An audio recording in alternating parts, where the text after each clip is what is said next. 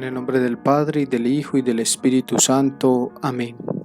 Un cordial saludo en este jueves 12 de agosto del 2021, jueves eucarístico, donde pedimos hoy al Señor, en este jueves donde se instituyó la Sagrada Eucaristía, en un jueves santo, por las vocaciones sacerdotales y religiosas.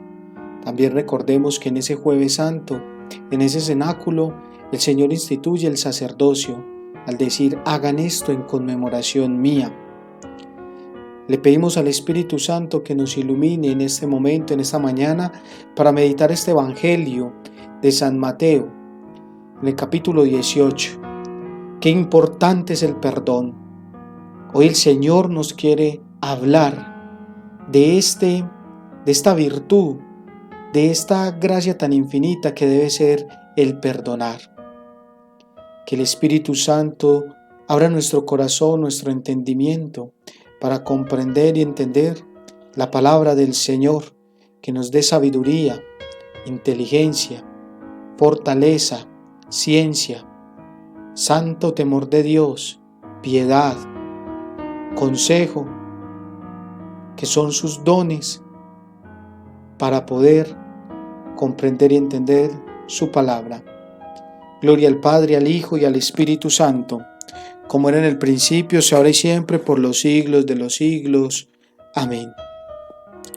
En aquellos días, Pedro se acercó entonces y le dijo al Señor: ¿cuántas veces tengo que perdonar las ofensas que me haga mi hermano? ¿Hasta 7 veces? Le dice Jesús: no te digo hasta 7 veces, sino hasta 70 veces 7. Por eso el reino de los cielos es semejante a un rey que quiso ajustar cuentas con sus siervos. Al empezar a ajustarlas, le fue presentado uno que le debía 10,000 talentos. Como no tenía con qué pagar, ordenó el Señor que fuese vendido él, su mujer y sus hijos, y todo cuanto tenía, y que se le pagase. Entonces el siervo se echó a sus pies y postrando le decía: ten paciencia conmigo, que todo te lo pagaré. Movido a compasión el Señor de aquel siervo, le dejó ir y le perdonó la deuda. Al salir de allí, aquel siervo se encontró con uno de sus compañeros que le debía 100 denarios. Le agarró y, ahogándolo, le decía: paga lo que debes. Su compañero, cayendo a sus pies, le suplicaba: ten paciencia conmigo, que ya te pagaré. Pero él no quiso, sino que fue y le echó en la cárcel hasta que pagase lo que debía. Al ver sus compañeros lo ocurrido, se entristecieron mucho y fueron a contar a su señor todo lo sucedido. Su señor entonces le mandó llamar y le dijo: siervo malvado, yo te perdoné a ti toda aquella deuda porque me lo suplicaste. ¿No debías tú también compadecerte de tu compañero?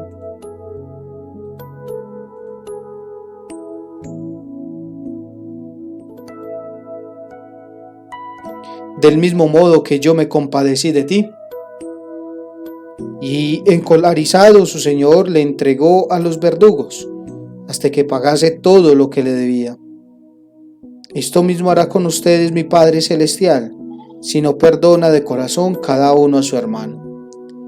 Y sucedió que cuando acabó Jesús estos discursos, partió de Galilea y fue a la región de Judea, al otro lado del Jordán.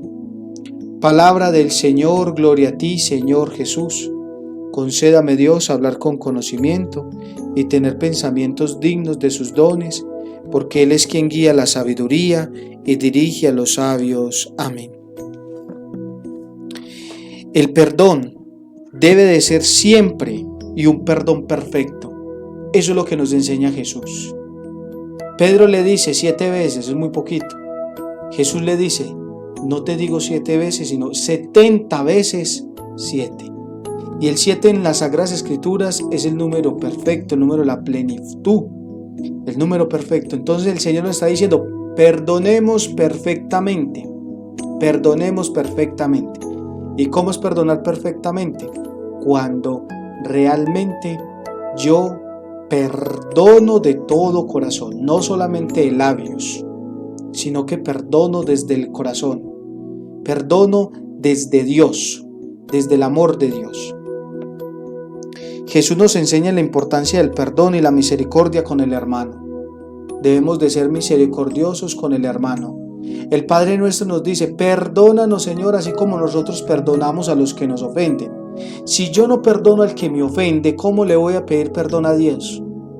Es una incoherencia del hombre. Por eso nosotros tenemos que perdonar, y recordemos que el Evangelio de ayer nos decía cómo debíamos de hacer las correcciones fraternas, ¿cierto? Y siempre hacerlas en oración, pidiéndole al Señor la sabiduría para poderle hablar al otro y sin herirlo, y también para que esa otra persona pueda con humildad reconocer si está cometiendo una falta, que él mismo puede que no se dé cuenta, pero que otro hermano le puede hacer dar cuenta, o la misma comunidad. Vemos también que aquellos que no perdonan, que tienen resentimiento hacia un hermano, tendrán que pagar ante el Padre Celestial, lo dice al final el Señor. Eso es como una especie de parábola. ¿A quién compararemos el reino de los cielos? Lo dice Mateo. Y al final dice: asimismo, como este hombre lo mandaron también como este hombre mandó a pagar a esta otra persona, también el Padre Celestial nosotros nos va a mandar a pagar por aquellos resentimientos que tengamos, porque recuerde que para estar en la presencia de Dios tenemos que estar limpios, puros. Nada manchado entra al reino de los cielos. Si tengo un resentimiento, no puedo estar en la presencia de Dios. Entonces, en su infinita misericordia, el Señor nos regala el purgatorio, que no aparece la palabra, pero esto es un signo. Purgatorio es como una cárcel, un estado temporal del alma que nos ayuda a nosotros a purificar aquellas cosas que como seres humanos, a veces por nuestra soberbia, por nuestros miedos, por nuestro orgullo, no lo hacemos. Y Dios es tan misericordioso, tan amoroso con nosotros, que nos permite también purificarlos en la cárcel. No saldremos de ahí hasta que no paguemos hasta el último céntimo. Miremos que uno de ellos tenía una deuda más grande, podría haber tenido un pecado más grande, y el otro un pecado más pequeño. Pero mire que al final, en ambas situaciones, si no purifico, no puedo entrar al reino de los cielos. Eso es lo que nos está enseñando hoy el Evangelio. Para poder perdonar, nos debemos llenar del amor de Dios en nuestro corazón, pues con nuestras fuerzas y limitaciones no somos capaces. El hombre tiene heridas producidas por el pecado, y estas heridas nos pueden llevar a la amargura y el odio. Debemos sanarlas, perdonando al prójimo y perdonándonos a nosotros mismos. Cuando nosotros estamos en pecado, herimos también a los demás, y esos demás tienen un resentimiento. Y ese resentimiento puede llevarme a odiarme a mí, y yo también a odiarlos a ellos. ¿Qué tenemos que hacer? Perdonar. Ellos perdóname a mí, yo perdóname a mí mismo y perdonarlos también a ellos. Porque también puede que a través de mi pecado ellos me hayan ofendido también a mí por su reacción, y yo también tenga unas heridas. Entonces también tengo que perdonar. Pero ¿cómo perdono? Con el amor de Dios. Con el amor de Dios. ¿Cómo perdona Dios? Así es de la única forma, y para poder eso nos tenemos que llenar de Dios. ¿Y cómo nos llenamos de Dios? A través de la oración. Porque el Señor empieza a restaurar mi alma, mi vida, mi corazón. Me voy y me confieso. Siento la misericordia y el amor de Dios. Y después tengo la fortaleza de poder también ir a pedir perdón a los demás. Pedirle perdón a los demás. Humillarme, sentirme pequeño y reconocer mi falta, mi culpa hacia los demás, hacia el hermano que he ofendido. Es muy bonito también ver en este pasaje algo, como este señor le iba a pedir como las personas, ¿cierto? Que la familia. Y puede que Jesús haya tomado esto en cuenta, y el evangelista San Mateo, porque en ese tiempo una deuda la podían pagar con seres humanos, los volvían esclavos. Eran libres, pero al tener una deuda pagaban con su propia familia. Mire Jesús cómo toma todas estas cosas de las costumbres que tenían también los judíos y los gentiles también, y vemos cómo el Señor se vale de estas cosas para enseñar, y ver también la misericordia de Dios que se encuentra en aquel que sintió compasión de esta persona que tenía esa deuda tan grande, 10.000 talentos, 10.000 talentos. En cambio el otro tenía 10 denarios, era más poquitica la deuda. Hoy el Señor nos invita a que perdonemos de corazón. En la primera lectura nos vamos a encontrar ya el libro de Josué. Recordemos que ayer vimos la muerte de Moisés, cómo el Señor elige a Josué, cómo Moisés impone las manos en Josué y recibe el don de sabiduría y lo reconoce el pueblo como su nuevo líder. Asimismo pasa cuando en la iglesia se imponen nuevos sacerdotes y nuevos obispos a través de la imposición de manos. Antiguo Testamento y Nuevo Testamento, unas costumbres que ya se traían.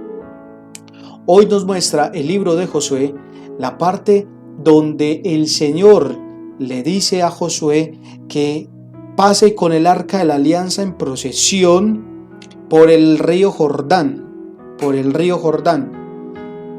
y verá cómo el río va a separar sus aguas para que el pueblo de Israel pueda entrar a la ciudad de Jericó para conquistar la tierra prometida, la tierra que Moisés había visto desde el monte Horeb, pero que no pudo entrar. Hoy nos muestran allá a Josué entrando con el pueblo de Israel, con el arca de la alianza, donde está la presencia del Señor, donde están las leyes del Señor, donde está el maná, donde está la vara de Aarón, donde está la palabra que después se hace carne con Cristo, el pan que después se hace vida en Cristo, cuando se convierte en el cuerpo y la sangre del Señor, y la vara que representa el pastoreo, el rebaño de nuestro Señor Jesucristo. Un signo que aparecía en el Antiguo Testamento, el Arca de la Alianza, visto ya ahora en plenitud con nuestro Señor Jesucristo. Y cómo el pueblo pasa por el río Jordán para alcanzar la tierra prometida. Pidámosle al Señor en este día que nos conceda la gracia de seguirlo amando, de perdonar y de permanecer siempre fieles a su palabra. Hacemos la invitación en este día para que nos acompañen a las 4 de la tarde, adoración eucarística, hoy jueves sacerdotal, y posteriormente la Eucaristía a las 5 de la tarde. Que la gracia del Señor esté con cada uno de ustedes. Bendiciones.